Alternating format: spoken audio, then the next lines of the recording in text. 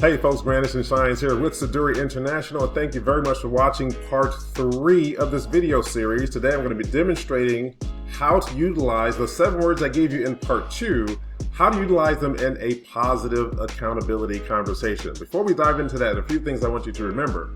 Remember, conversation. We talk about accountability is communication. So you are going to be talking to people when you're acknowledging them on the positive side, or if you have to reprimand them and or have some corrective action on the negative side. So remember, positive accountability is something that should happen during and after the task is done. You have 2 opportunities there to really accentuate the positive side of accountability and really evolve your culture. Here are 3 things I want you to remember about this particular opportunity. 1, when you utilize the positive side of accountability, it keeps morale high within the organization and your team members. So utilizing this strategically is going to really benefit you and your team members. Point number 2 is that when you utilize a positive side of accountability, you motivate others to be productive and efficient as well. And that's a key part of leadership, understanding how to motivate others, even vicariously through other people, to make sure that all team members are operating at a high performing level. And point number 3 I want to accentuate is you show team members that you recognize their efforts for a job well done.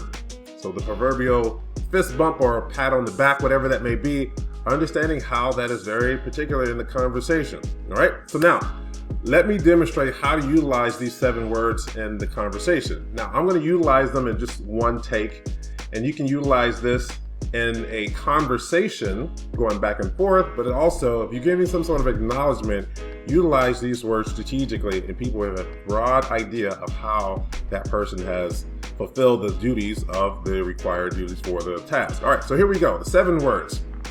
So let's pretend I am talking to Jane. So I'm the leader and I'm going to be at the helm of my meeting. I'm going to give Jane some acknowledgement. I always like to start off meetings in a positive manner before I get into some of the challenges and details. So here we go. I'm going to acknowledge Jane. So listen up very, very closely. I'm going to utilize these 7 words. I may bounce in and out so that you can hear them. I'm going to accentuate them as I'm conversing. All right, so here I am at the helm meeting. All right, team. Thank you all for showing up at the meeting today. But before we get started, I want to recognize Jane. I gave Jane responsibility of this particular project, and she's done exceedingly well. In fact, we're on schedule to exceed expectations. We had a final date of June 30th. At the pace she's going to complete the project around June the 22nd, somewhere around there.